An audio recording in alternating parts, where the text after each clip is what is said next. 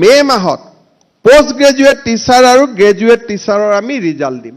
Written পৰীক্ষা হৈছে, ৰিটেনৰ পিছত ৰিজাল্ট দিব। আমি অৰেল নলওঁ, অৰেল ল'লে চৰকাৰত দুৰ্নীতি আহিব। কিন্তু বিএড পাছ কৰাৰ আগতেই যদি সেই শিক্ষকজনে 8 মাহ এখন স্কুলত পঢ়ুৱাই আহে আৰু তেওঁলোকৰ পঢ়ুৱাৰ স্কিলটোৰ ওপৰত যদি বিএডত তেওঁলোকে নম্বৰ পায়, তেতিয়াহ'লে আমি চিন্তা কৰিবলগীয়া একো নাথাকে। মই শিক্ষামন্ত্ৰী মহোদয়ক অনুৰোধ কৰিম যে বিএড আৰু ডিএড শ্ৰেণী কোঠাৰ এটা ক্লাছৰুমৰ ভিতৰত থিয়ৰিৰ এটা পৰীক্ষা হোৱাৰ পৰিৱৰ্তে প্ৰেক্টিকেল ক্লাছ লোৱাৰ যদি অভিজ্ঞতা লৈ তেওঁলোকে ডিএড আৰু বিএড পাছ কৰি আহে, তেতিয়াহ'লে আমি অৰেল পতাৰ প্ৰশ্নই নুঠে, আমি তেওঁলোকক পোনপটীয়াকৈ নিযুক্তি দিব পাৰিম।